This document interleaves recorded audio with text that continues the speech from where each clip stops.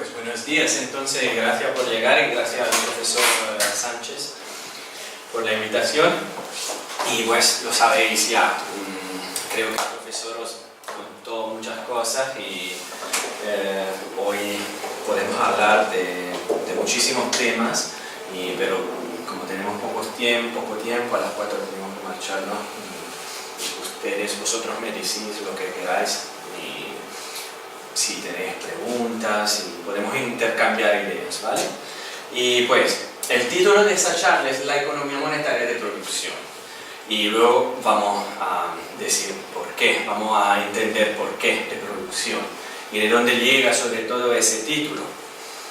Digamos que en general voy a hablar de una teoría que llega desde lejos y que sobre la cual se ha escrito bastante y lo que voy a presentar hoy es un poco el resumen o el hilo conductor de un libro que se va a publicar con Routledge el año que viene, en unos meses, así que la referencia básica es esa. Al final puse unos libros, unas referencias, una bibliografía que utilicé para construir ese análisis, ¿vale?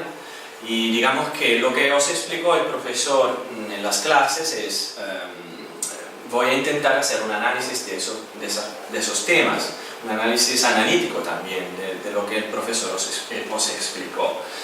Y pues, el título llega desde lejos porque se refiere a la primera versión, al primer borrador de la teoría general de Keynes. Cuando Keynes en 1930 publica el Tratado sobre la moneda, A Treatise on Money, luego empieza a revisionar su trabajo y lo llama, primero quiere llamarlo Economía monetaria de producción.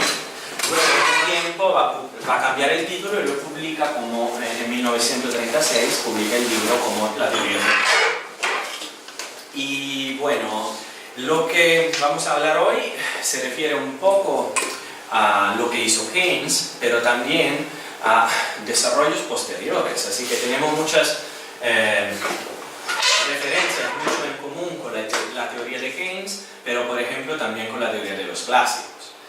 Y el enfoque, el tema principal, claro, es la producción. Por eso el título. El título quiere decir que la producción tiene una importancia increíble en nuestras economías nacionales. Y vamos a ver por qué.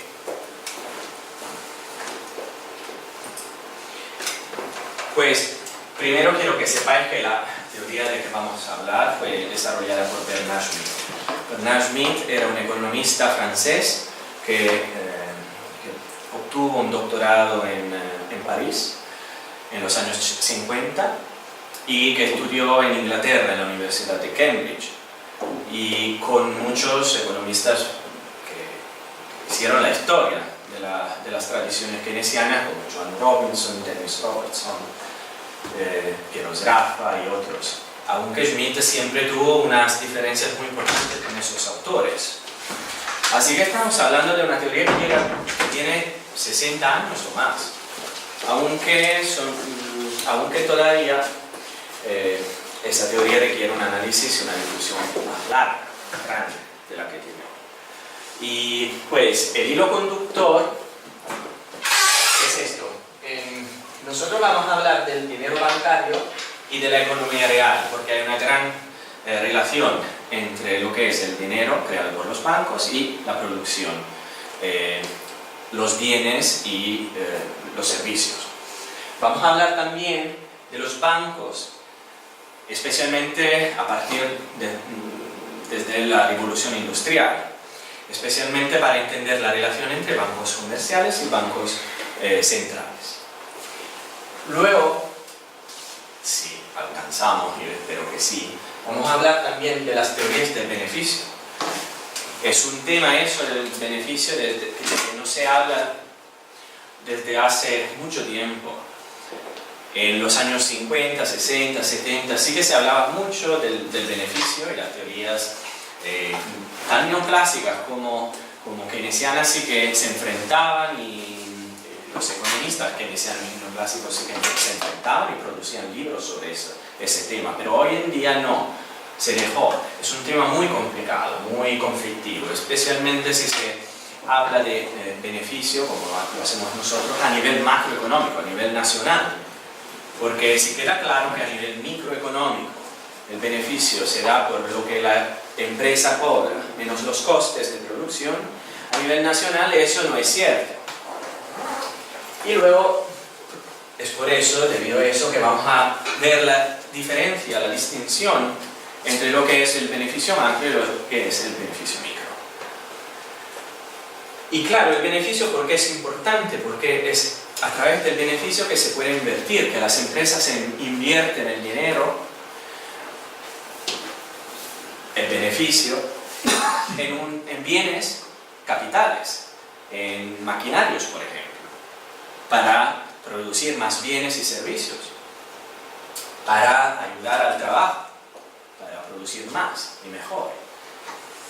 Y luego, por fin, el beneficio es muy importante porque tiene una gran relación con el crecimiento económico, o por lo menos con el crecimiento de los depósitos, de los depósitos en los bancos.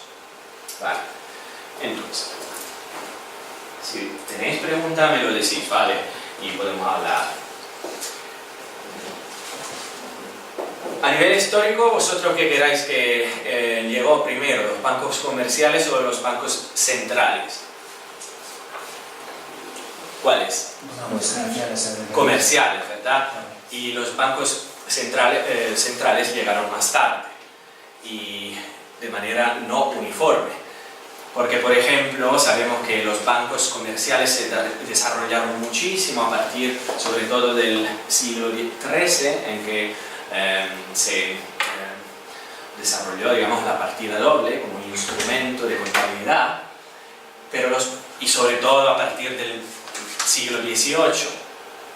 Pero es verdad también que los bancos centrales llegaron más tarde. Entre los primeros bancos centrales fueron el Banco de Suecia, que es el primer banco central en el mundo, y el Banco de Inglaterra. El Banco de Inglaterra se fundó en 1696, bueno, a finales del 1700. Y más tarde llegaron los otros bancos centrales que ahora conocemos todos, como por ejemplo el Federal Reserve en los Estados Unidos, que fue fundado en 1913, aunque antes se empezó a hablar de él. Bueno, así que debido a esa evolución histórica y también debido a la importancia de los bancos comerciales en nuestras economías a la hora de financiar o de ayudar a la producción, empezamos aquí con los bancos comerciales, con un análisis de los bancos comerciales.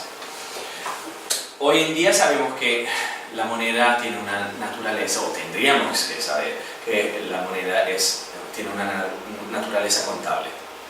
Eso quiere decir que son los bancos comerciales a producir, a emitir moneda. ¿Y cuándo? ¿Cuándo creéis que los bancos comerciales crean moneda? ¿Y por qué? ¿Por qué necesitamos moneda? Hola, buenas. ¿Qué creéis? Por ejemplo, si un empresario va a un banco y le pide dinero, ¿por qué creéis que le va a pedir dinero? Para inversión. ¿Para inversión o para inversión en qué? ¿Para pagar qué? ¿O a quién? Eso es, o sea, para pagar los salarios. O sea, un empresario, las empresas, digamos, en general,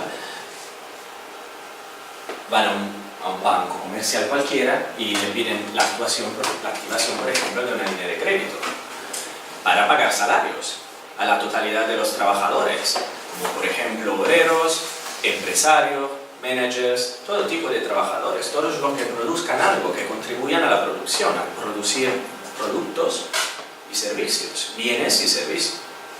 Así que en el momento en que se activan las líneas de producción, se crea una renta. En el momento en que se pagan los salarios se crea una renta.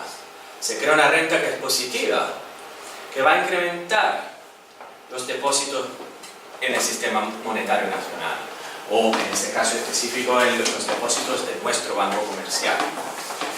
Lo que se verifica, por ejemplo, es un incremento aquí de 100 euros o 100 millones de euros, lo que sea. Se crea siempre una renta a la hora de pagar salario, que va a incrementar los depósitos.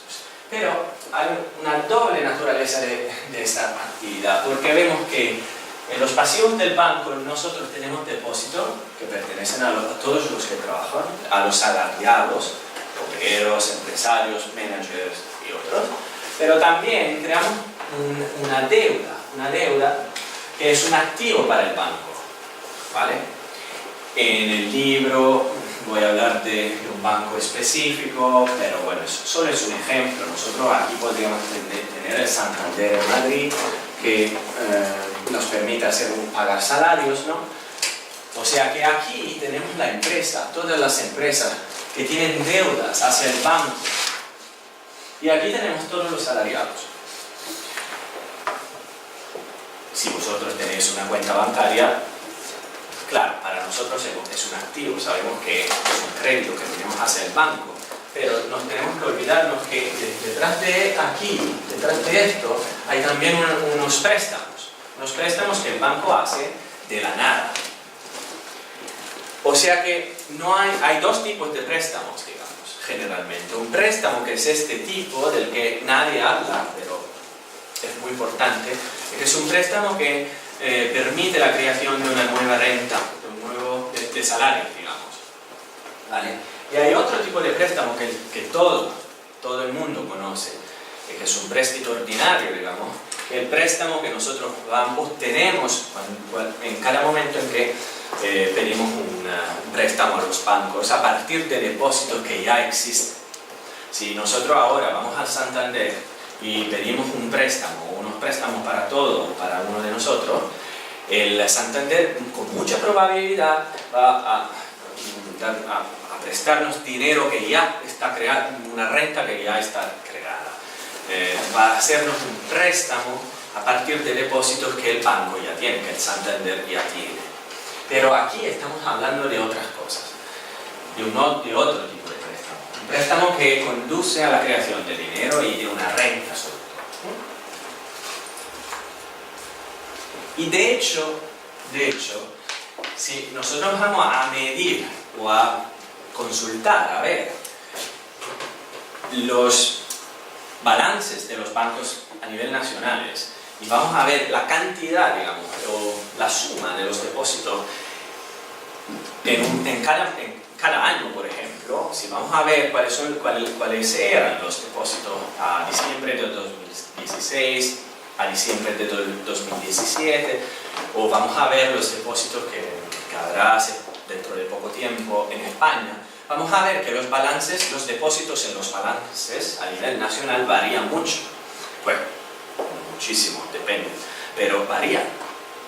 Eso quiere decir que los depósitos sí que varían. ¿Y por qué varían? Por eso.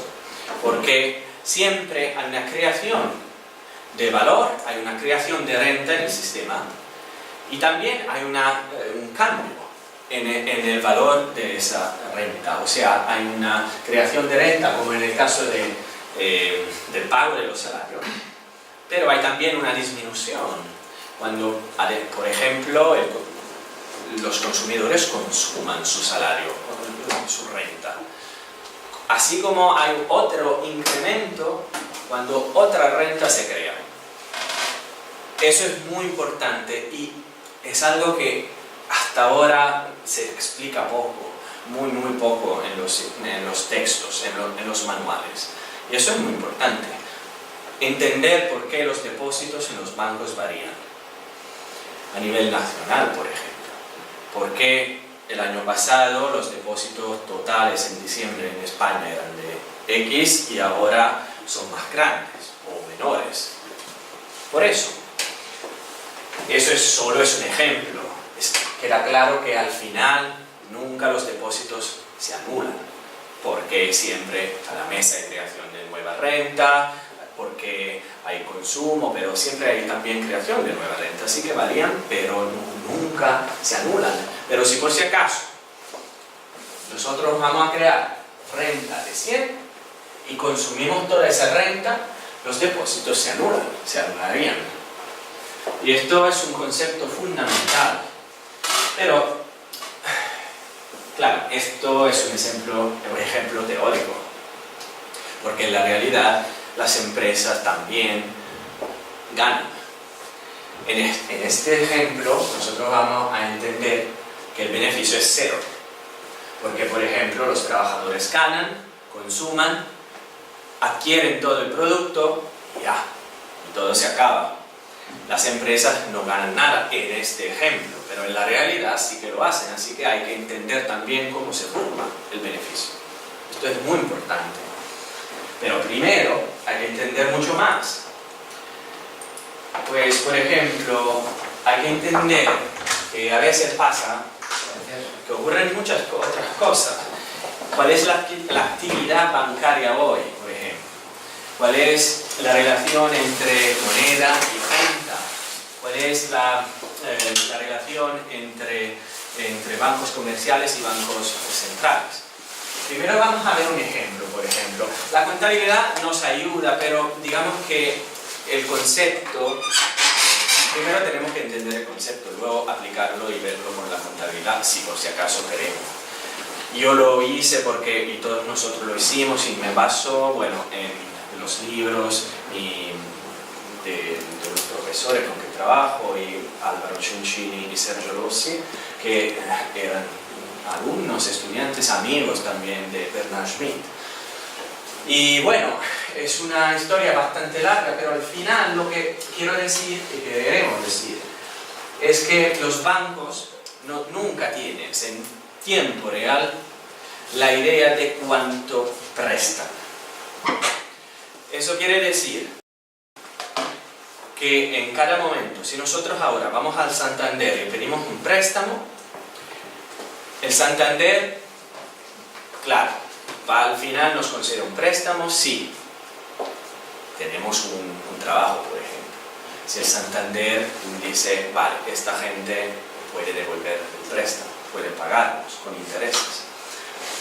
Y sobre todo, el Santander nos paga, pero sin tener en cuenta la cantidad de préstamos en ese día que el Santander hizo ya en ese día.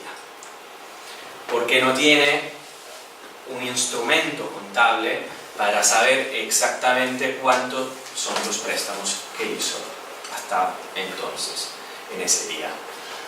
O sea que al final de los días puede pasar, o durante el día puede pasar, que si el Santander o el Tackle Bank tiene depósitos de 100 millones, por ejemplo, el Santander puede prestar 150. Parece raro, parece extraño, y lo es. Pero es lo que pasa. Si el Santander quiere prestar 150, lo puede hacer. Lo que importa es que esa parte, la parte de los pasivos del banco, sea igual a la parte del activo de los bancos, por las leyes de la partida doble. Y aquí vemos que de la nada, sin haber una producción, el Santander puede emitir moneda adicional, digamos, de 50. Eso quiere decir que tenemos depósitos de 100 que se han constituido porque hubo una producción de bienes y servicios. Pero también aquí vemos que el Santander tiene préstamos o presta una cantidad de dinero que es mayor que 150. Y eso es inflativo. Eso quiere decir que al final del día la producción que valía o que costó 100 se puede vender a un precio de 150. Y eso, bueno, habría que hablar mucho de eso.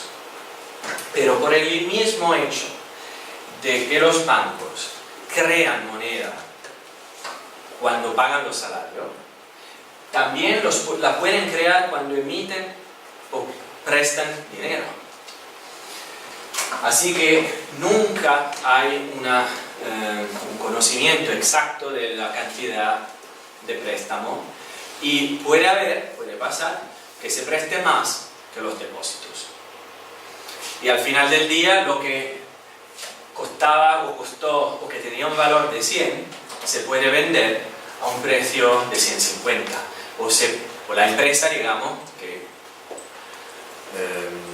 pagó salarios de 100 puede recuperar 150 del mismo producto que tiene un valor de 100 se vende a 150.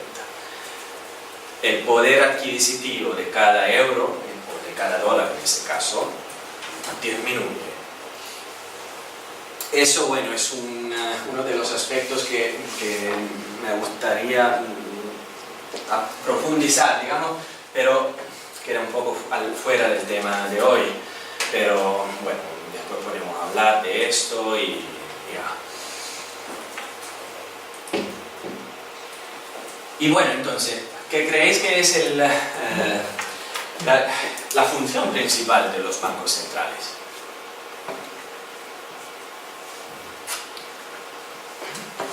A ver, sabemos que existen los bancos comerciales y que también hoy en día se crearon también los bancos centrales.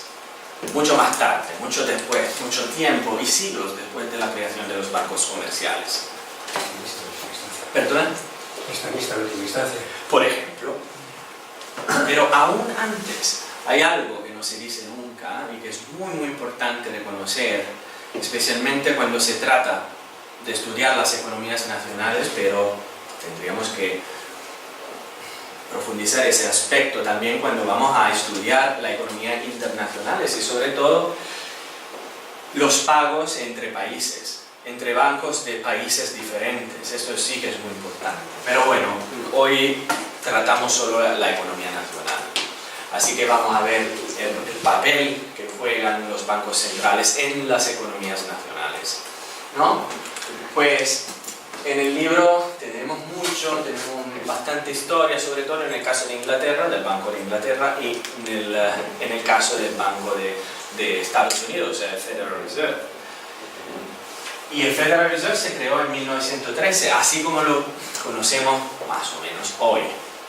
A pesar de que ya se empezó a crear algo, una estructura o unas estructuras parecidas o embrionales mucho antes, en el 1800.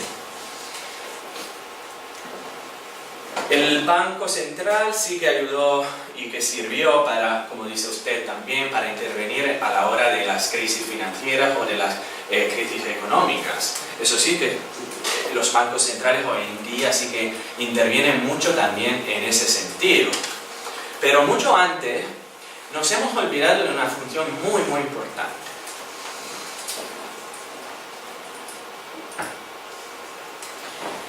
Sin los bancos centrales, los bancos comerciales se pagarían entre sí mismos. El Santander en Madrid podría pagar otro banco comercial, no sé, en Andalucía, por ejemplo, ¿no? Directamente, de manera directa. Un poco como ¿qué es lo que pasa hoy en día cuando el Santander va a pagar, por ejemplo, el Deutsche Bank en Alemania? Sin la intervención a nivel internacional de un banco central, como podría ser el Banco Central Europeo, por ejemplo, los bancos nacionales, los bancos centrales nacionales se pagan directamente. A nivel nacional, los bancos comerciales nunca se pagan directamente, porque interviene el Banco Central, el Banco de España en nuestro caso. Así que lo que tenemos aquí es un ejemplo, pero bueno, luego lo podemos ver más detenidamente más tarde, si queremos. Es un ejemplo de lo que pasaría si el Banco de España no existiera. Y pasaría una cosa muy rara, surgiría una inflación. Porque lo que pasaría es que, si por ejemplo, ¿tú cómo te llamas? Sergio. Si Sergio tienes una cuenta bancaria aquí en España, en Santander, y te vas a Alemania y quieres cerrar tu cuenta bancaria aquí en España y vas a abrirla en Alemania, ¿no? Tu depósito disminuye aquí, ¿no? Y tu dinero se va a Alemania, digamos, se va, no es propio, pero digamos que se acredita en una cuenta bancaria alemana, ¿verdad? Así que el dinero se supone que salga de España, que salga entre comillas, ¿eh? Pues esto no es lo que pasa de verdad. A nivel microeconómico sí que es verdad lo que estamos diciendo. Tu cuenta sí que disminuye, se cierra, pero en España una cuenta de igual cantidad queda abierta. Porque lo que pasa es que, por ejemplo, en España, en el Banco Español Nacional, aquí en el Banco de Massachusetts, en el Tuckett Bank, porque en el libro voy a tratar de eso, pero lo que pasa es que aquí tenemos una cuenta en favor del banco extranjero, del Deutsche Bank, que queda abierta en España, ¿no? Y aquí, en el Deutsche Bank, ¿vale? En el libro voy a hablar de Wells Fargo, queda una cuenta que es la tuya. Así que hay algo raro, pasaría algo raro. La intervención de los bancos centrales permite exactamente que se impide este fenómeno inflativo. O sea, permite que los pagos entre bancos comerciales se reglamenten. Hay un clearing and settlement de los pagos, ¿vale? Y pues la cuestión se puede analizar. Hay muchas maneras para entender ese asunto. Aquí la manera más fácil, por ejemplo, sería la de tratar un caso de pagos bilaterales. Pero hoy en día se pagan de base multilateral y sobre todo los pagos generalmente intervienen a través de cuentas de los bancos en el Banco Central. Pero bueno, lo básico es que las singulares monedas de los bancos comerciales se intercambian con la moneda nacional. El Banco Central emite su propia moneda, el euro, por ejemplo, el euro español, digamos, el dólar, para hacerlo más fácil, ¿vale? Emite su propia moneda que se intercambia con las otras dos.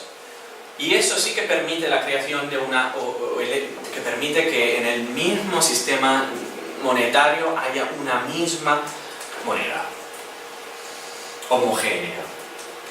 Y sobre todo el Banco Central permite una clearing and settlement de los pagos. Y eso sí que evita la creación de moneda más o la creación de depósitos que no tendrían que existir. La monetización de moneda, digamos, es algo muy importante, muy difícil, pero más o menos esto es lo que creemos que nos estamos olvidando, ¿verdad? El hecho de que los bancos centrales actúan como bancos centrales de los bancos comerciales para permitir el pago entre bancos comerciales, para evitar la creación de desórdenes monetarios en un mismo sistema económico. Y sobre todo, al final, para garantizar que el sistema económico, el sistema monetario sea un sistema monetario único, con una única moneda, que puede ser el euro, que puede ser el dólar, el franco en Suiza. Y es muy interesante todo eso, porque eso sí que tiene implicaciones también a nivel internacional. ¿El Banco Central Europeo es un banco central de verdad o no?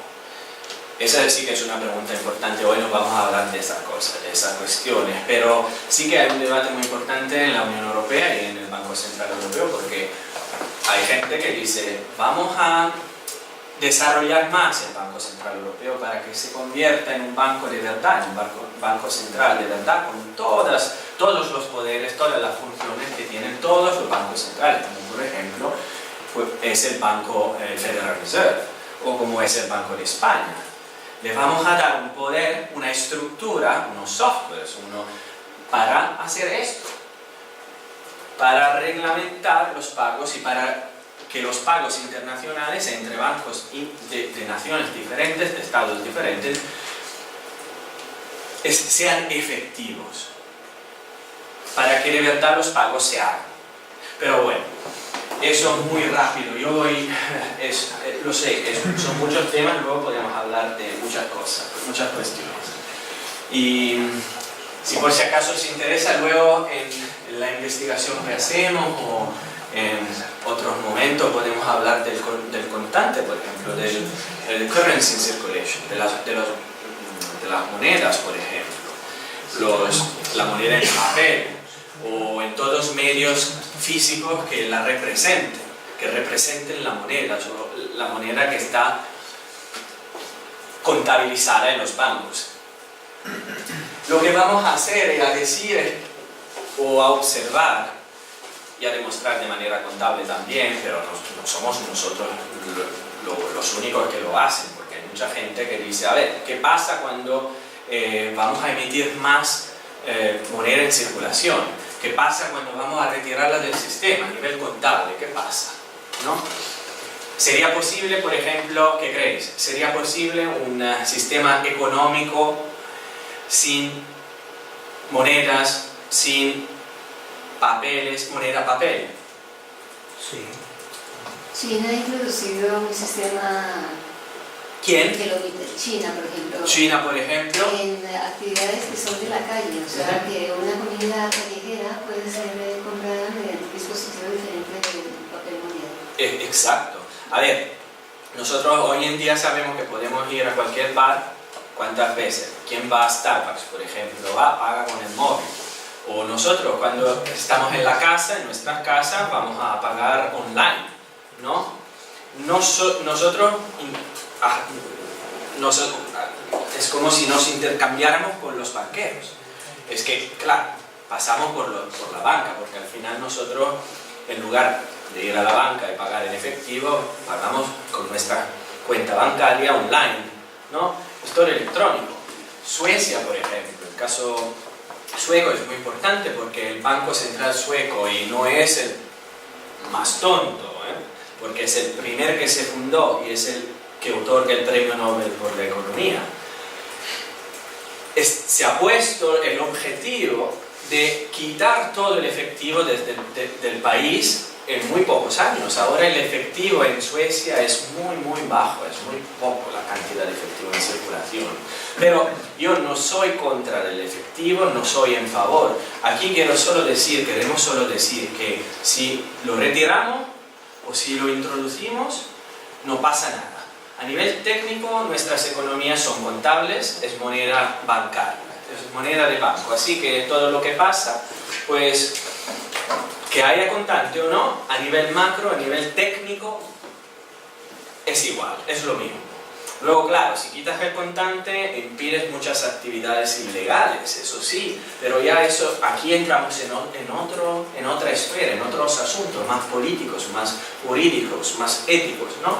Pero aquí, si pensamos a nivel macro, a la estructura del sistema monetario, vemos que la tendencia en muchos países es esta. El caso de Corea, por ejemplo, Corea redujo muchísimo el contante, India también. Hay muchos países que luego no van a olvidarse del contante. Es muy difícil que el contante se vaya o deje de ser usado muy pronto, por lo menos en países como Suiza, por ejemplo, donde a la gente le gusta mucho pagar en contante, en efectivo. Y ese no es el único caso.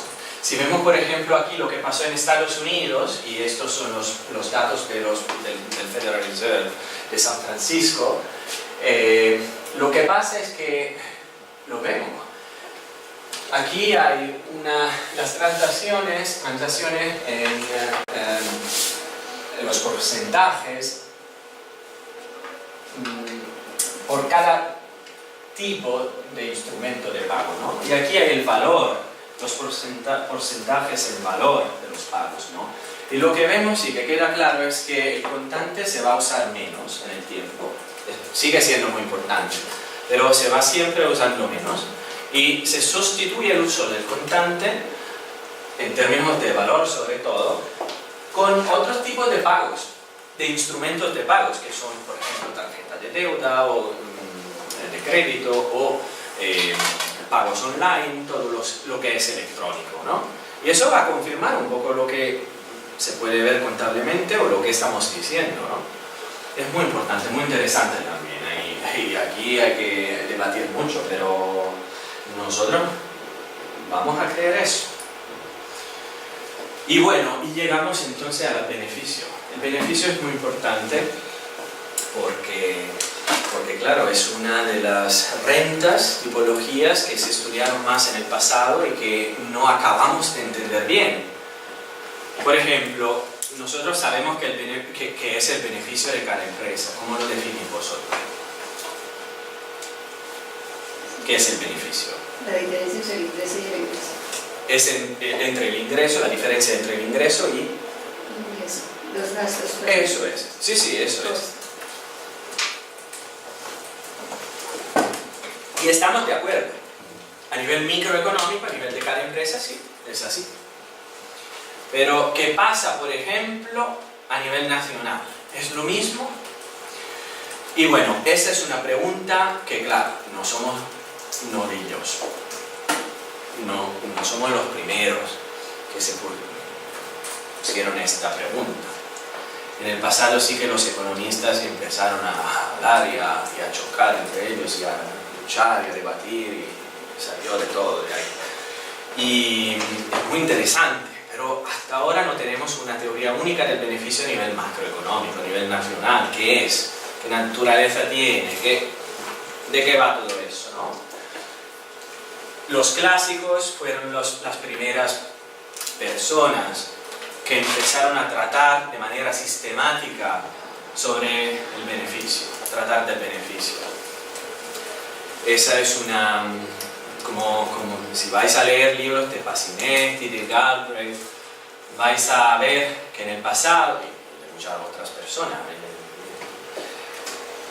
vais a ver que en el pasado sí que se habló de beneficio, pero no de manera sistemática. Los griegos, los escolásticos, por ejemplo, sí que hablaron, pero hablaban más de precio justo, justum pretium, fair price. Fue con los clásicos que se empezaron a desarrollar las teorías del beneficio. Y, o sea, con Adam Smith, con David Ricardo, con Jean-Baptiste Say, con James Stewart y con muchos otros. Y si queremos, también con Marx. Y habría que decir muchísimo, porque cada uno de ellos tenía su idea. Había convergencias, pero también diferencias entre lo que pensaban ellos, cada uno de ellos. Y sobre todo lo que pensaba Marx, que definió a los otros clásicos. Pero nadie pudo entender realmente cómo se puede realizar el beneficio a nivel nacional. Y luego vamos a entender por qué. Todos pensaban, toda esa gente pensaba que el beneficio a nivel macroeconómico, a nivel nacional, es positivo y que se añade a los salarios y a las otras rentas.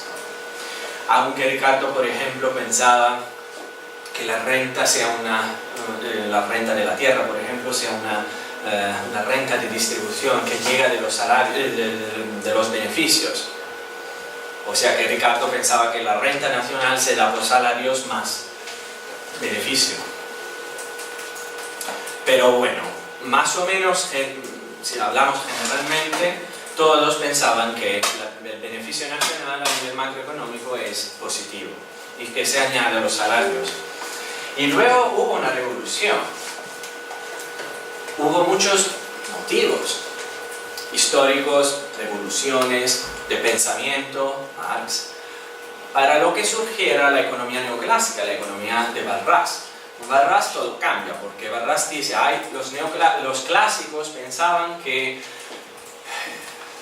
la empresa, el empresario, el capitalista sean el mismo concepto, la misma persona, la misma entidad. Y Barras dice, no, la empresa, empresario es algo, El capitalista, el dueño, el que pone el capital es otra. Así que hubo una diferencia importante a partir de Barras. Y Barras dijo, el beneficio a nivel nacional, el beneficio de los empresarios o de las empresas va a disminuir, tiene una tendencia a desaparecer, porque hay también una pérdida. Pues él dice que va a desaparecer en condición de competencia perfecta, esa es la condición principal, pero dice, hay un beneficio que es el beneficio del dueño del capital, del capitalista, que es el interés que se paga sobre el capital. Así que es otra perspectiva, y es la perspectiva que hemos heredado nosotros. A ver, todos estudiamos teoría neoclásica, todos la enseñamos, ya, pero ¿qué hay? Hay más, y nos olvidamos de decir que hay más, ¿vale? Luego llegó Keynes. Keynes sabemos quién es, revolución keynesiana, un montón de lucha, muchísima lucha en los años. Si pensamos a Wicksell, por ejemplo, el efecto de Wicksell, antes de Keynes, o si pensamos luego a Keynes y Hayek, hay mucho que debatir, y Keynes habló de muchas cosas, escribió varios libros, y digamos que los libros más importantes, o los libros que se conocen más, son el libro de 1930, Treatise on Money, y la teoría general de 1936. Y Keynes tenía dos ideas diferentes de beneficio en los dos libros. Iba a tratar dos tipos diferentes de beneficio. Un beneficio que es el windfall profit en el 1930, y luego un beneficio que es un beneficio normal en la teoría general. Bueno, no vamos a hablar de eso hoy porque es un asunto muy largo. Digamos que, por ejemplo, se escribió bastante sobre eso. Robert Bob Diamond hoy es el economista canadiense que trató mucho el tema, y estudiando con James Tobin, y él sí que le ocurrió mucho ese tema, y voy a hablar también un poco de eso en la investigación. Y luego llegaron otros estudios, Carlos, por ejemplo, que hizo una distinción, un estudio de los beneficios y salarios como categorías de rentas, independientemente de las personas o clases sociales que reciben, ¿no? Esas rentas. Luego llegó Luigi Pasinetti, por ejemplo, que llegó a resultados parecidos, pero más generalizados, de la teoría de Caldor, y dijo los salarios como renta de los trabajadores y los beneficios como renta de los dueños del capital. Y luego sabemos lo que pasó después. Lucha. Paul Samuelson, Robert Solow y James Mead en las dos como neoclásicos, digamos, y los otros en la Cambridge inglesa también, los keynesianos de la Cambridge inglesa, Pasinetti mismo, ¿no? Hubo un debate muy fuerte que se olvidó. Pero bueno, hoy en día vamos más allá de aquí. Empezamos de aquí para decir, entonces, no hubo una convergencia en la teoría del beneficio o en las teorías del beneficio. ¿Qué es? Los keynesianos, un poco como los clásicos, decían que el beneficio es positivo, es una renta positiva. ¿Tienen razón o no? A nivel nacional, ¿qué es?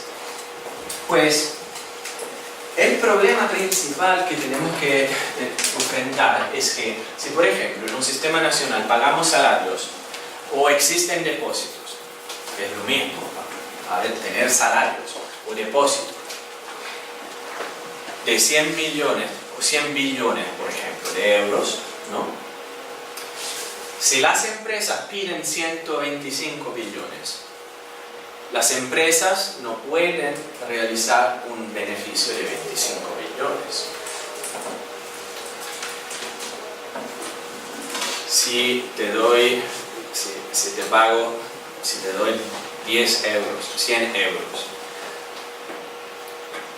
porque produces algo, y yo te digo, ahora te lo vendo a 125, tú tienes solo 100 euros. ¿De dónde llegan? Pueden llegar otros 25. No existen, no hay. No hay renta suficiente en el sistema. O mejor dicho, si el precio es igual al coste, o sea, si el precio es de 100, entonces sí que tú puedes comprar todo el producto. Yo, pero como empresa no hago beneficio, no tengo beneficio. Entonces tenemos un problema. El beneficio a nivel nacional aparentemente no es igual al beneficio micro. No será por la diferencia entre los ingresos y los costes.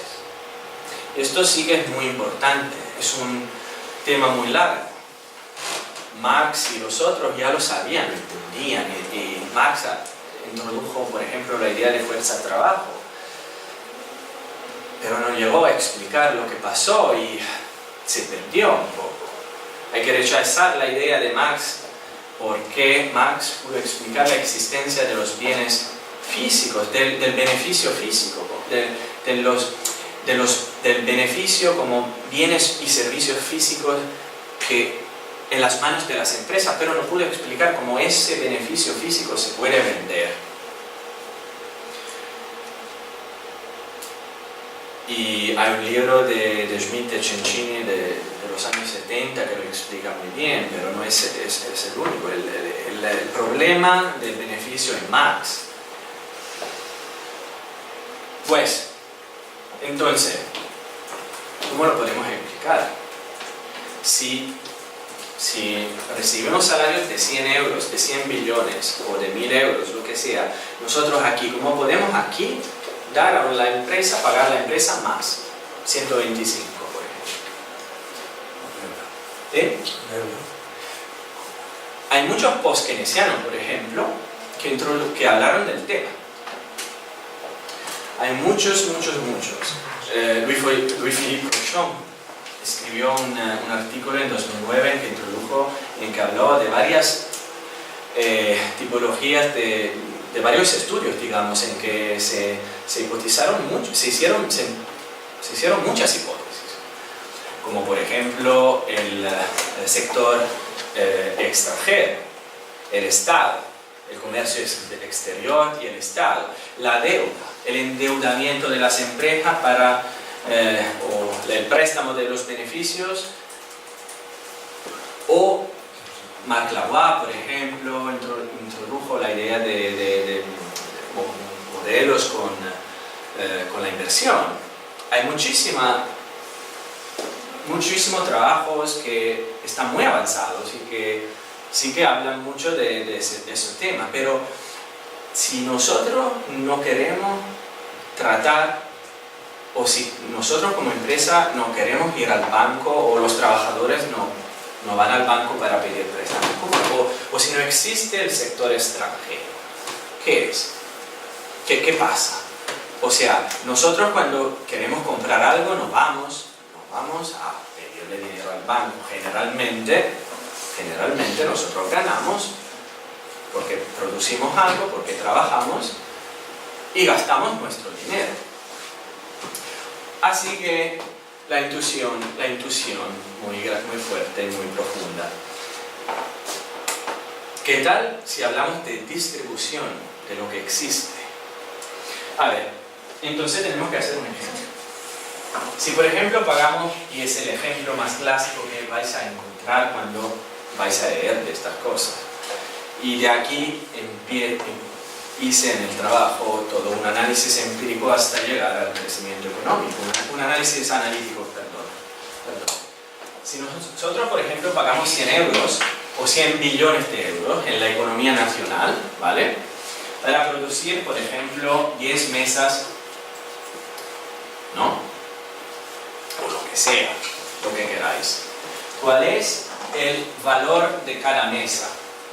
Si todas tienen un valor de 100, un coste de producción de 100, y todas son iguales, hipotizamos, ¿cuál es el precio el coste, perdón, de cada mesa. 10.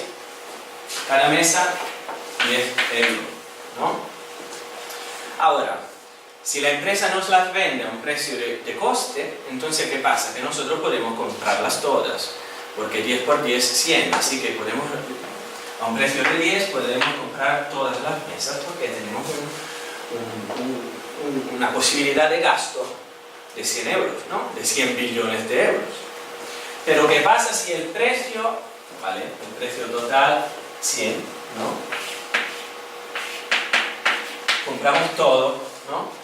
Beneficio, 0, ¿no? ¿Qué pasa si el precio sube?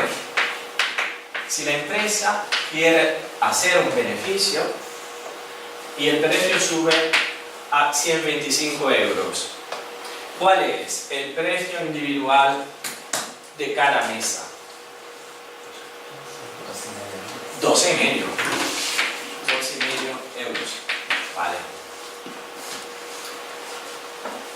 Y si cada mesa tiene este es el número de mesa. Si cada mesa tiene ese precio, ¿cuántas mesas podemos comprar con 100 euros entonces? 8. Podemos comprar 8 sillas que tienen, como tú dices, un valor de 80, ¿no? Euros. Porque dijimos que cada mesa tiene un valor, un coste de producción de 10. Coste. Sí. Porque a un precio de 12,5 podemos comprar 8 mesas que costaron, que tenían un valor de 10 euros cada una. O sea que un valor o coste de 80 euros. ¿Y qué pasa las otras dos? ¿Cómo quedan las otras dos? Invendidas. No se venden. Quedan en las manos de las empresas. Eso quiere decir que hay una distribución. Los salariados, todos, obreros, empresarios, managers, todo tipo de todas personas que reciben parte de los salarios, gastan esos salarios y adquieren 8 mesas, un valor de 80. O sea que la empresa sí que tiene en sus cajas 100 euros. Pagó 100 euros, 100 billones. Los consumidores, las familias, consuman 100. En las cajas de las empresas llegan 100. Pero estos 100 hay que diferenciarlos, porque la empresa cubre un coste de producción de 80.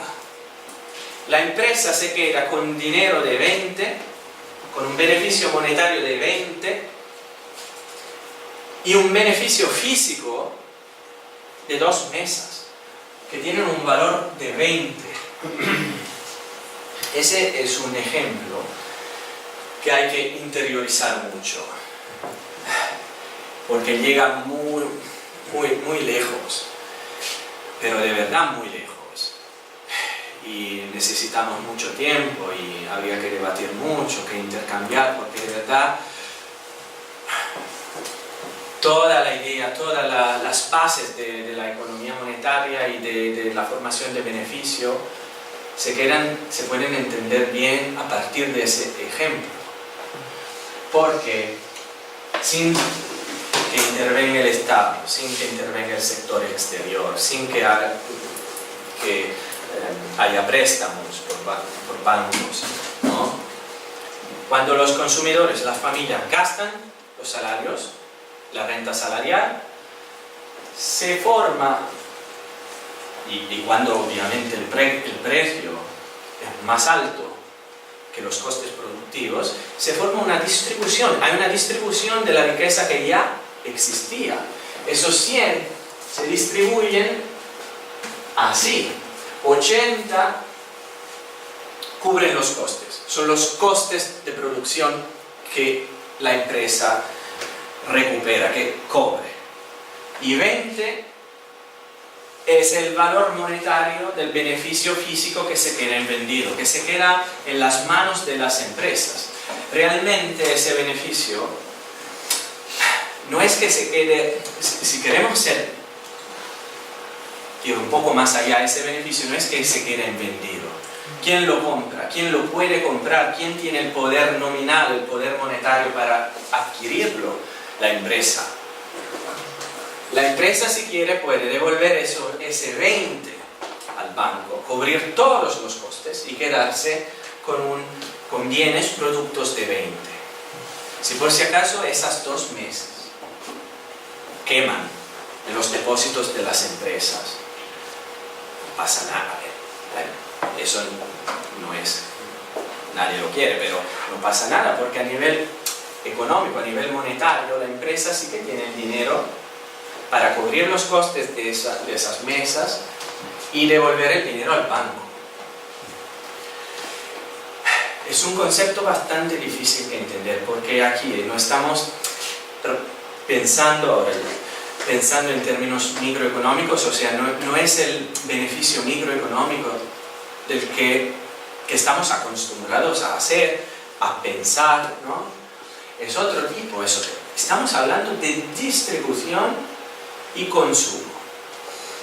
Y es de aquí que luego empieza todo el resto, todo lo que queda, o sea, la inversión, por ejemplo, la distribución de dividendos, el crecimiento. Y aquí estamos hablando de una empresa, estamos hablando de, por ejemplo, de esa empresa que yo llamé en el libro Seafarer, que se supone que vende, en Estados Unidos lo llaman shoulder, es car, digamos, ¿no? Es un ejemplo. Pero a partir de ese concepto muy, muy básico, este planteamiento con una sola empresa, nosotros podemos llegar a hablar de muchísimas empresas. Y a partir de aquí, de ese tipo de concepto, a partir de ese concepto de beneficio macroeconómico nacional, podemos llegar a entender el beneficio micro. Ahora os enseño rápidamente un ejemplo, 2 ejemplos, pero luego habrá mucho que hablar si queremos, pero no hoy, claro. Sí, perdona, solo una cosa muy breve. Me parece un matiz, bueno, que lo has comentado implícitamente, pero tiene una implicación muy, muy importante, y que es que el hecho de que tenemos que transformar en capital, o sea, me refiero a Sí. los señales de reducción, porque, Sí.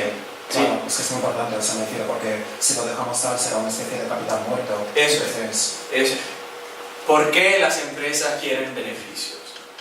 Nosotros sabemos hoy en día que todas las empresas y todos queremos un beneficio, ¿sí? Las empresas quieren un beneficio. Y bueno, hay básicamente, hablando muy generalmente, pero eso es lo que pasa, se intuye con facilidad, las empresas quieren hacer un beneficio para distribuirlo, o sea, para pagar intereses a los que pusieron un capital o lo que sea, o simplemente para distribuirlos en dividendos, por ejemplo. A los shareholders, a los accionistas, por ejemplo, en casos de empresas grandes, cotizadas, como por ejemplo Apple, no sé, ¿no? Pensamos a Apple, tiene muchísimos beneficios y a partir de ese beneficio Apple paga dividendos. Pero hay una gran cantidad, generalmente, históricamente, digamos, hoy en día depende. Hay una gran cantidad de beneficios que son retenidos, están retenidos. Retained profits. Son beneficios que no se distribuyen y que se utilizarán ahora o en el futuro para la inversión. Así llegamos a tu pregunta. El beneficio, la razón lógica del beneficio es la inversión. Y aquí llegamos a otro aspecto de la teoría económica que todavía hay que resolver. Porque hubo muchísima gente, muchísimos gran economistas, como Kalecki, por ejemplo, como John Robinson, como los neoclásicos también, que hablan de inversión. Y entre esos grandes economistas hay unos que decían que hay una relación entre beneficios y inversión. Pero no queda claro cuál es la relación causal, la causalidad. ¿Se hacen beneficios para invertir o se invierte para tener beneficios? O las dos cosas. Pues, claro, es difícil contestar a todo, pero lo que queda claro es que en el momento en que nosotros tenemos beneficios, las empresas realizan beneficios efectivos, es en ese momento en que existen los beneficios, en que la empresa puede invertir dinero en nuevas producciones, y de hecho, a nivel lógico, en las producciones de bienes capitales. Bienes capitales independientemente de la tipología, y aquí Álvaro Cencini, que es un gran amigo también, ahora lo puedo decir, hablamos mucho de esas cosas, y me dijo, no te pierdas, no hay que perderse en las cuestiones físicas. Si entendemos bienes capitales, no es que solo son maquinarias o algo instrumental. Cualquier tipo de servicios también. Lo que hace un bien capital es la inversión del beneficio. O sea, un bien capital es bien capital porque llega de la inversión del beneficio, independientemente de la naturaleza física que ese bien producto tiene, ¿no? Así que luego, claro, si tenemos una inversión y si seguimos invirtiendo y si seguimos pagando salarios, al final sí que la empresa tiene una idea, ganas de tener un beneficio, ¿no? Eso sí que va a pasar. Pero digamos que la causalidad en la práctica es que necesitamos un beneficio para invertir. Sin beneficio no es posible invertir, por lo menos en ese sentido. No se puede invertir el beneficio si no existe beneficio. Luego, claro que la expectativa, como dijo Keynes y muchas otras personas, a nivel microeconómico, a nivel de comportamiento, sí que nos incentivan a invertir más, pero para invertir tenemos que no es suficiente la expectativa, necesitamos dinero y real. O sea, dinero real, quiero decir, dinero que exista, que esté contabilizado en el sistema, ¿no? Y bueno, muy pocos ejemplos, ya no voy a mataros más, pero mucho más. Pero por ejemplo, eso, a partir de aquí, se puede extender el discurso, ¿no? Y se puede hablar mucho más, y por ejemplo, antes de la inversión, se puede extender el discurso a muchas más empresas. Por ejemplo, si tenemos aquí estas empresas, ¿no? Y un pago total de los salarios de 100 millones de dólares, por ejemplo, o euros, lo que sea, ¿no? Walmart, por ejemplo, ¿no? Paga 80, American Eagle paga 5, ¿no? Y las otras pagan otros salarios, otros millones en salarios. Y lo que pasa es que si por si acaso todos los salariados compran los productos de Walmart a un precio de 100, Walmart tiene ingresos de 100 y tuvo costes de 80. ¿Cuál es el beneficio de Walmart?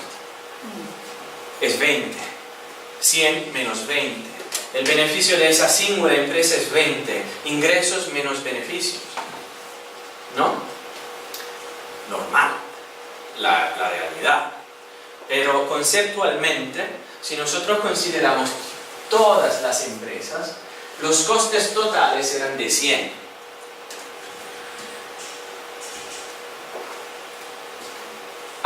Walmart, que tiene un beneficio de 20, ¿no? Puede distribuir el beneficio de 20 y comprar todos los otros productos de las otras empresas a un precio de coste. Y todo se cierra. El beneficio de 20 se distribuye y va a cubrirlo, las familias, los shareholders, los accionistas, ¿no? Todo lo que reciben los beneficiarios de la distribución pueden comprar los productos de las otras empresas a un precio de coste. Y todo se cierra. En ese caso, Walmart como empresa individual tuvo un beneficio microeconómico de 20. ¿Cuál es el beneficio macroeconómico de la totalidad de las empresas? Como si consideráramos la totalidad de las empresas como si fuera una única empresa, ¿no?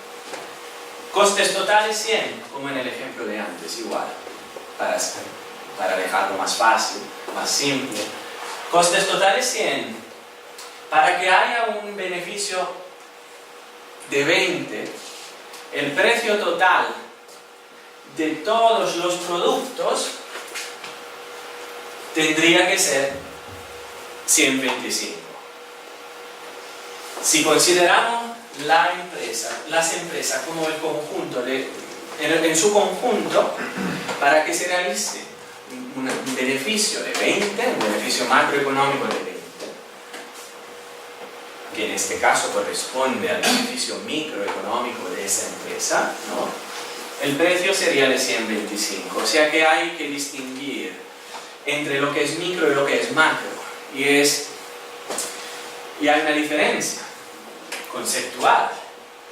Y vemos que lo que es el beneficio micro, dado por los ingresos menos los costes, es diferente de lo que es el beneficio macro, que es el resultado de la distribución de riqueza y de renta sobre todo. Distribución de bienes y servicios reales, o sea, físicos, y de una renta, de un stock de moneda, de depósitos, mejor dicho, ¿no? Monetarios. Y de aquí se pueden hacer muchísimos más ejemplos. En el libro voy a tratarlos más y se ha escrito bastante sobre eso. Por ejemplo, aquí voy a decir qué pasa. Entonces, sí, por ejemplo, se puede complicar mucho, se pueden hacer infinidades de ejemplos, pero el planteamiento básico es lo que hemos hecho ahí. Nosotros tenemos varias empresas que realizan cada una un beneficio diferente, que tienen una tasa de beneficio diferente entre ellas, ¿no? Cada empresa realiza beneficios diferentes. ¿Cuál es el beneficio macroeconómico total, ¿no? Y luego podemos complicarlo, no voy a explicarlo, no vamos a verlo, porque lo que me gusta, para terminar un poco, para ir hacia el final, lo que me gusta hacer es hablar un poco de la inversión. O sea, la empresa al final va a cubrir los costes de 80, porque vende 8 mesas, ¿no? No tiene más deuda hacia el banco en esa cantidad. Tenía una deuda de 100 y la empresa puede extinguir una renta, un coste, una deuda, un préstamo, ¿no? En la cantidad de 80. Lo que pasa luego es que la empresa se queda todavía con 2 mesas en sus depósitos, en su, ¿no? Almacenes, y con 20 millones o con 20 euros en sus depósitos en los bancos, ¿no? Y entonces la empresa dice, ahora vamos a invertir ese dinero, ese beneficio lo vamos a invertir, ¿no? Es un beneficio macroeconómico, en ese caso también es un beneficio, si queremos, micro, pero es macro. Es el beneficio individual de esa empresa que llegó desde una distribución, porque no sé, es la única empresa o es una empresa que recibe 100 vendiendo a un precio más alto. O sea, hay una distribución. ¿Y cuánto la empresa entonces paga? Los trabajadores, suponemos que invierte todo el beneficio. En el libro y en la actualidad pasa diferente, porque tenemos que tener en cuenta que parte del beneficio se distribuye también, así que hay que pensar también en esa parte. Pero sí, para simplificar, para ir más rápidos, la inversión del beneficio, ¿no? La inversión de todos los beneficios se puede conceptualizar aquí así de manera contable, vamos a hacer una inversión, o sea, a endeudar otra vez la empresa, ¿no? Y a pagar nuevos salarios a los trabajadores, o mejor dicho, a los salariados. ¿Y los salariados qué hacen? Producen bienes capitales. Van a mejorar el edificio, van a construir una maquinaria, van a hacer cualquier cosa, cualquier tipo de producto que se quiera en la empresa para el beneficio de la empresa, para ayudar al trabajo, para mejorar los procesos productivos, ¿no? Cualquier tipo de bienes o servicios que ayudan a producir más, mejor o menos, para que el hombre produzca menos, porque el capital lo produzca más, pero al final el valor total de esos bienes es de 20, porque la inversión fue de 20. Y los trabajadores se quedan con 20, depósitos de 20, ¿no?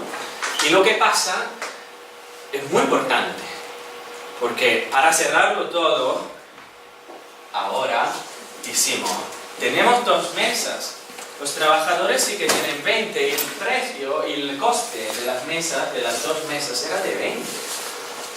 Así que los trabajadores o salariados ahora pueden comprar, adquirir esas 2 mesas. Y haciendo eso a un precio de coste, todo se cierra, porque al final la empresa recupera esos 20, puede pagar lo que le quedaba. Y en el sistema la renta, toda la renta se ha consumido.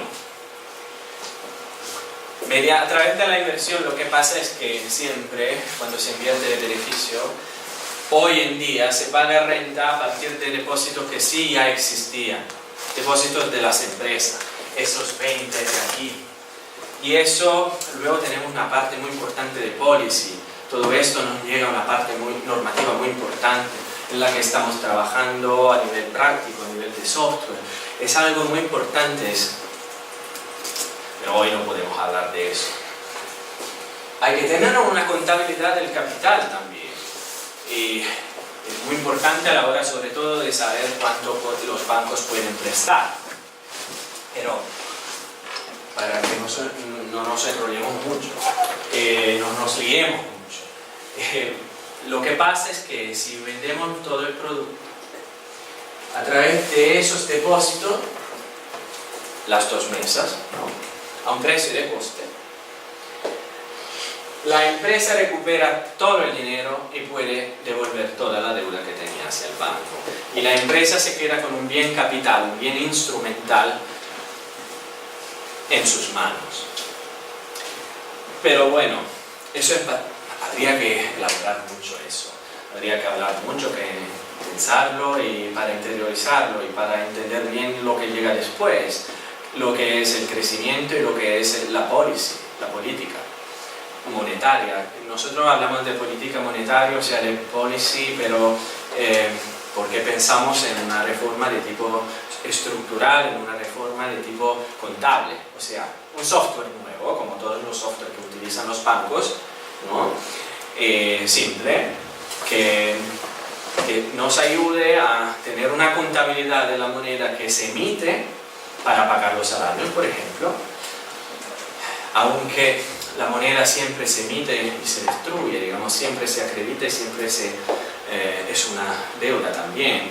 Así que la moneda, la creación de moneda siempre está implicada en todos los pagos. Pero bueno, la idea es, cada vez que creamos una renta nueva en un periodo, en enero, por ejemplo, pagamos nuevos salarios, los contabilizamos. La otra idea es que tenemos una contabilidad también de todos los depósitos ahorrados, de todos los depósitos, porque depósitos significa siempre ahorro. Depósitos monetarios en el sistema son los ahorros de las familias, que nunca se gastan todos en cada mes. Se quedan a lo largo del tiempo. Tenemos que tener una contabilidad para saber también cuántos préstamos los bancos pueden conceder a sus clientes. para que haya una convergencia entre lo que es una intermediación monetaria y una intermediación financiera de los bancos. Se puede prestar lo que tenemos, no podemos prestar más allá. Eso es un asunto muy delicado. Por ejemplo, hablaba con Sean, Philippe, que es un amigo, un gran amigo, y un pluralista, a pesar de que en ese asunto, por ejemplo, tenemos ideas diferentes. ¿Se puede emitir más para poder prestar más? Como hizo, por ejemplo, el Banco Central en Estados Unidos o en Europa, ¿no? ¿O solo podemos prestar lo que tenemos a partir de depósitos preexistentes? Nosotros pensamos que hay una razón lógica, pero lógica en el sentido de verdad de lógica, ¿no? El más profundo. Para que hay una razón lógica para que lo que se puede prestar tiene que ser necesariamente igual a lo que tenemos. No podemos los bancos no pueden emitir más. Es el ejemplo que hicimos en el comienzo, ¿no? Para que no haya inflación, para que no haya desórdenes. No hay que confundir la intermediación monetaria de los bancos, la creación o destrucción de moneda, con la intermediación financiera. Hay una relación entre lo que es real o financiero, lo que es la renta y lo que es moneda en sí misma, como vehículo numérico de pagos. Es habría que hablar muchísimas horas de esas cosas. Y pues por eso queremos que haya una contabilidad todo automático, software tal y cual como los que usan los bancos hoy en día, ¿no? Una contabilidad también de los ahorros y, en fin, una contabilidad de los beneficios invertidos para saber el valor exacto de los bienes capitales, de la inversión en el país.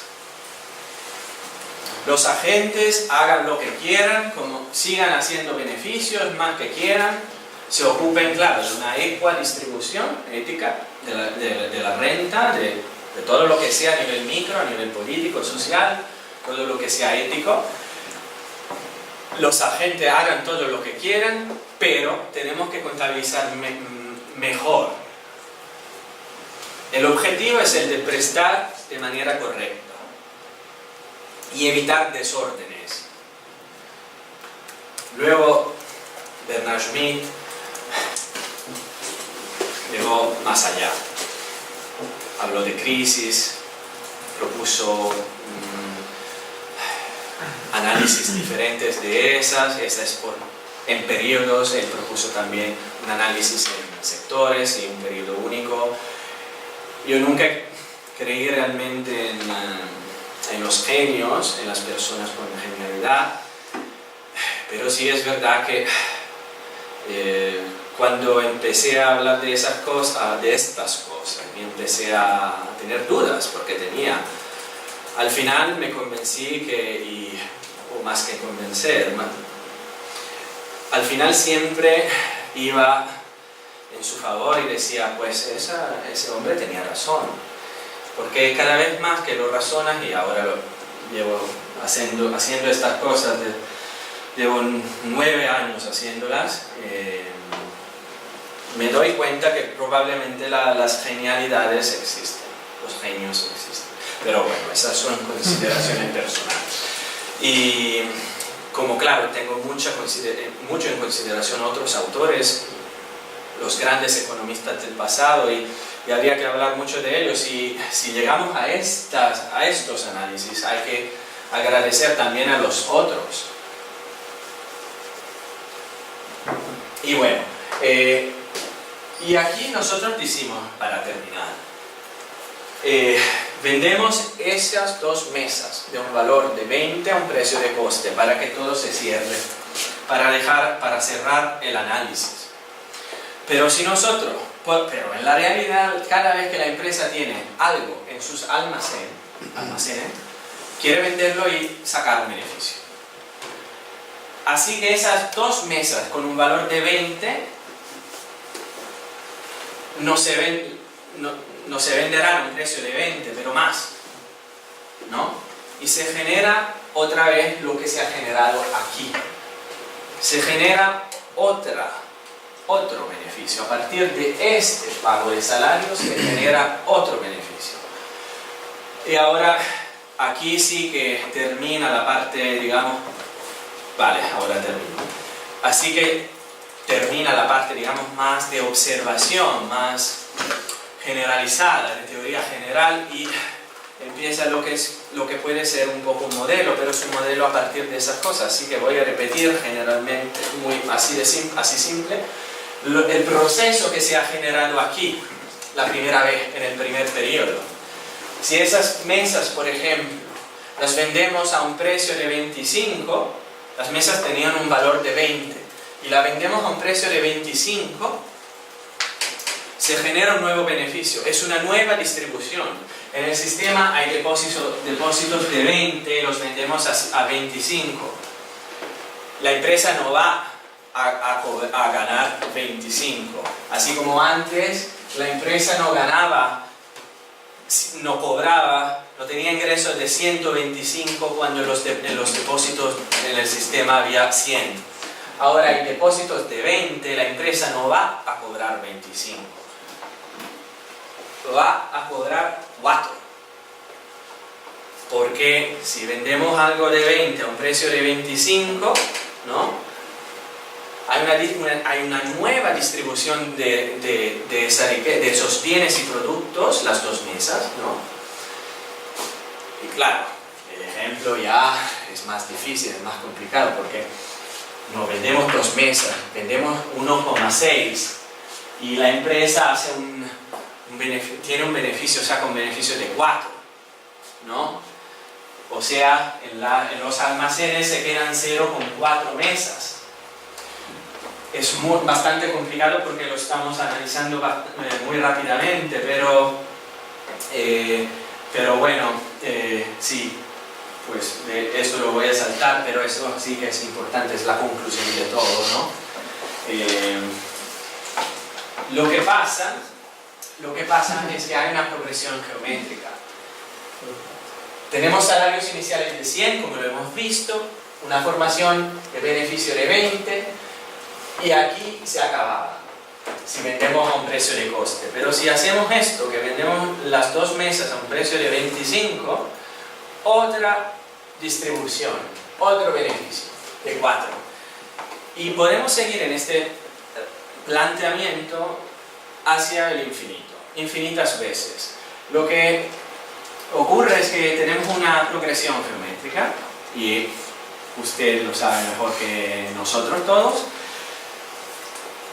y podemos analizar a nivel analítico, podemos saber lo que pasa, la relación entre los salarios y la tasa de interés, de beneficio.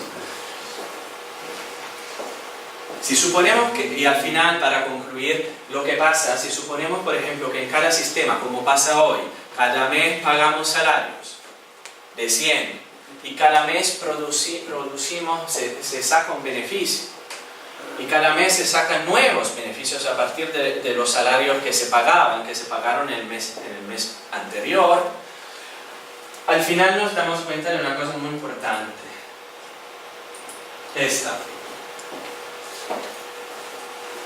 Nos damos cuenta de que los depósitos suben, los depósitos monetarios suben en el sistema, pero alcanzan un límite. Claro, esto podemos entenderlo como modelo, pero no es simplificado, no es nada, es que un modelo en el hecho simple de que ocurre algo teórico, que es que todos los meses en el sistema se pagan la misma cantidad de salario y las empresas tienen una tasa constante, la misma tasa de beneficio, ¿no? Pero sabemos que la realidad, en España todos los meses se pagan salarios, pero no a la misma cantidad del mes anterior, varía un poco. Sabemos que las empresas tienen tasas de beneficio diferentes. Aquí voy a hipotetizar que tenemos una tasa de beneficio constante y que cada mes se pagan los salarios iguales al mes anterior, ¿no? Y nos damos cuenta que al final se pagan salarios, se invierten los beneficios, tenemos bienes salarios y bienes capitales, bienes de capital, y lo que pasa es que los depósitos alcanzan un límite. No es un problema, nada. Hay que contabilizarlo bien, pero no es un problema. Si queremos tener más, por si acaso, bueno, subimos los salarios o subimos los beneficios. Pero claro, ahora es muy reductivo, ahora me van a matar si había que debatir mucho de esas cosas. Pero bueno, lo que pasa es esto. Analíticamente, si analizamos o si queremos dar una explicación a lo que pasa en los depósitos cada vez que producimos, más o menos de manera constante, bienes de salario y bienes de capital, lo que pasa en los depósitos es esto. Lo que tendría que pasar, por lo menos, contabilizando de manera correcta, sí que tendríamos también una contabilidad del capital. Nos damos cuenta de algo muy importante. Hay una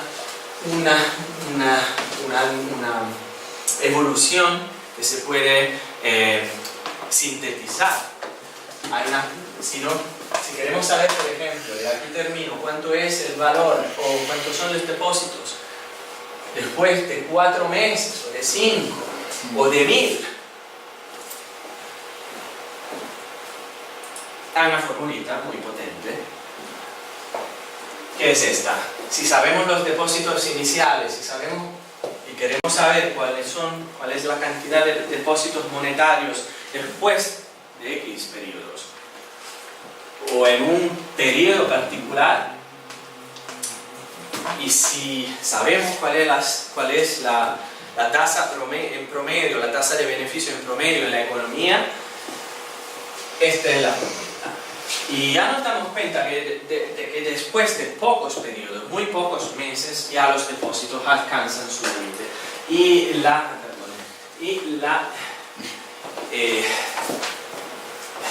belleza, si queremos, de todo eso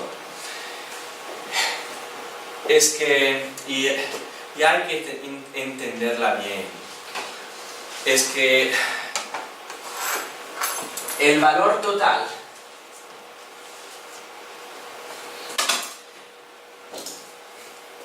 de la inversión,